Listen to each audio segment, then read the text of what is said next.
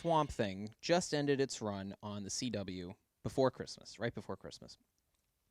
But as some of you may know, it was actually canceled after one episode on the DC Universe streaming service back in June of 2019. I remember because I got my license around that time. And after I walked out of the DMV, I found out that Swamp Thing was canceled. So kind of good and bad that day. Got a license, got a canceled show. Tomato, tomato. So Swamp Thing was canceled because Warner Brothers didn't get as many tax breaks in North Carolina where they were shooting like they wanted. And it was clearly going to become too expensive to film down there. Their swamp that they were filming out of was actually an in-house studio. It was in like a hangar, and they put all these trees in and the water and everything. So all the swamp footage that they shot in that was all done in a studio where they could control the lighting, which is really cool because it looks so real and so good. But also, I definitely think that around the time that Swamp Thing premiered, Warner Brothers was beginning to put transition money and funds into their HBO Max service and starting to consolidate all of their other streaming properties, such as various HBO services that exist out there, as well as DC Universe. I'm sure Boomerang is going to fold into that at some point in time, but my point is they have a whole bunch of streaming services that are out there, and they want to put everything into HBO Max the way that Disney has done for Disney+. But let me tell you, after the 10 episodes that have been released on the streaming service and the CW network, the show is good. Can't necessarily say it was great because it didn't have enough time to live, but it was good, let me tell you. So originally it was ordered for 13 episodes on the DC Universe streaming service, but midway through filming, they got cut down to 10. So imagine the writers in the writing room, after having established strong narratives that they've been planning for a while, realizing that they have to, midway through, after filming all this material that they have to commit to put out there for the world to see, scrap stories midway through by like episode 5/6 and finish out the important narratives that they have to do, as opposed to actually fleshing out these characters the way that they want. So that obviously puts a major tinker in the machine that nobody would be asking for when making said television series. Now, Dr. Abby Arcane, the main character portrayed by Crystal Reed, for those that know, she was actually Sophia Falcone in the Gotham series on Fox. I think she's a good audience viewpoint. She stays curious about how she can help Swamp Thing and try to help his condition from human to living swamp creature, and then also save the town from the unnatural occurrences that take place in the Louisiana town of Murray via the swamp that has obviously unnatural properties, hence how they can make a giant swamp thing. I felt that each character was engaging, from the regular humans, such as the Sunderland family and their wealthy influence on the town of Murray, to the corrupt police force led by Jennifer Beals, who is actually of Flashdance fame. She does a very good job in the show, in my opinion.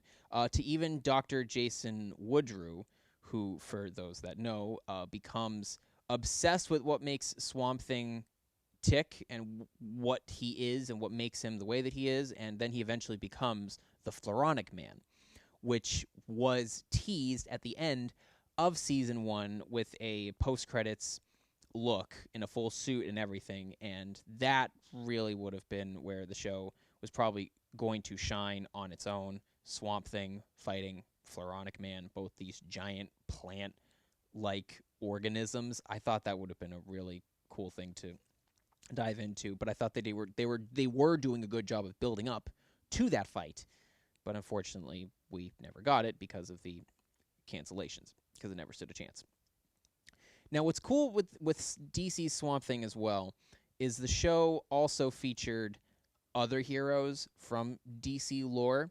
For example, Madame Xanadu, the Blue Devil, and the Phantom Stranger, who is clearly acting as a Nick Fury of sorts, assembling these extraordinary people to combat an eventually big extraordinary evil. Potentially something that was coming from the swamp, could be something interdimensional, who knows.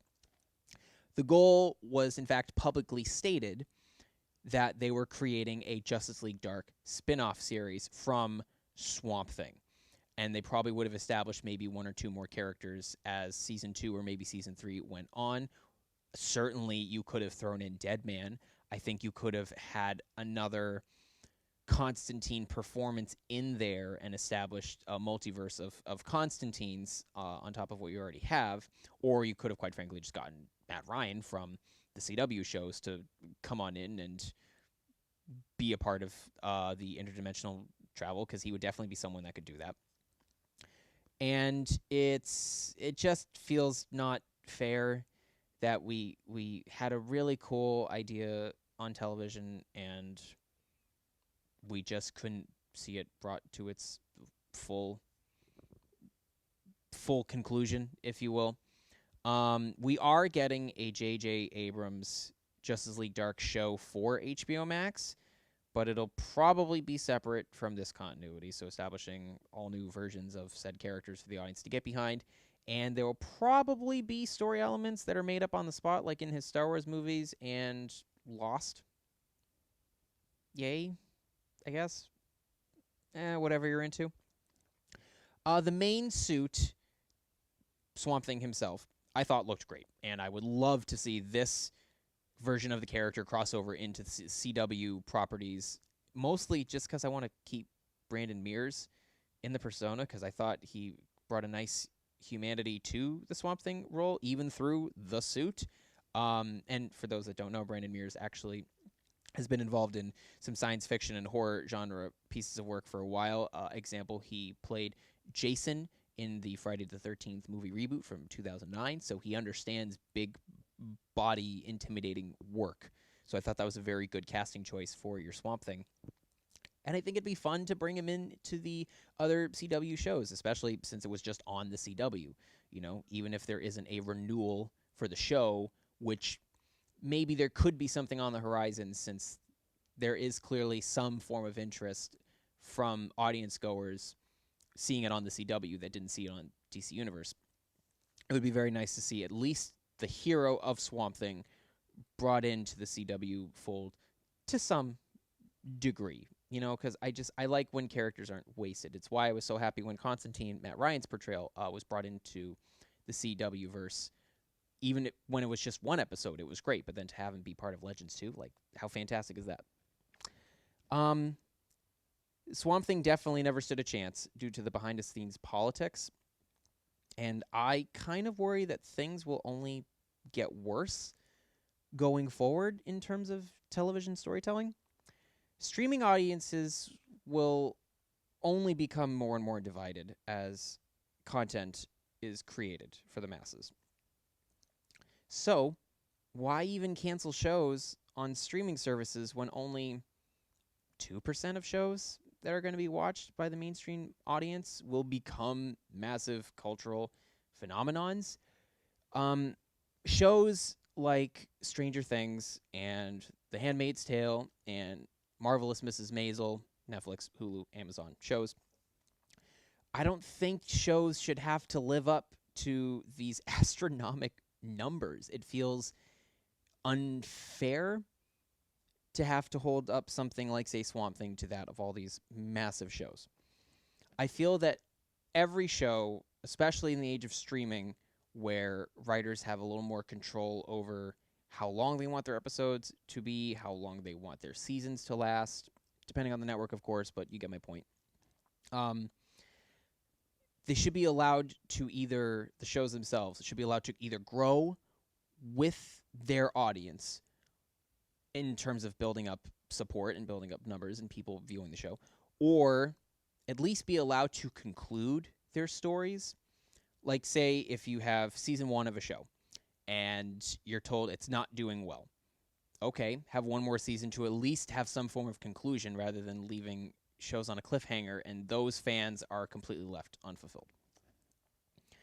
Because I believe more and more shows will be prematurely canceled if they don't meet the huge numbers cut that these other astronomical cultural phenomenon shows make, such as Stranger Things or Handmaid's Tale or Mrs. Maisel, or really a majority of even the Marvel Netflix shows that were on.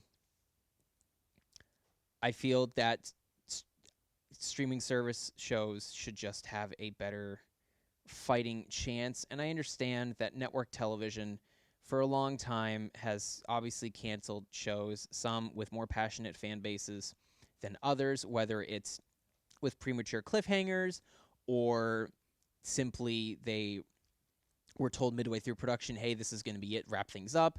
And I feel that now in this age where we all have different algorithms telling us what shows to watch, I feel that programs at least deserve the benefit of concluding their stories so that there is a definitive beginning, middle, and end, as opposed to just leaving everything up in the air and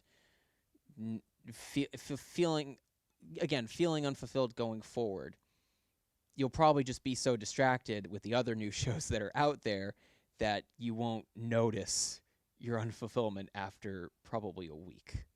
That's where I think we're going moving forward, and I think Swamp Thing is a part of that. But what do you guys think of Swamp Thing? Let me know your thoughts on the show in the comments down below. Was it good? Was it average? Does it deserve a second season? Does it deserve to die in the swamp itself? Let me know.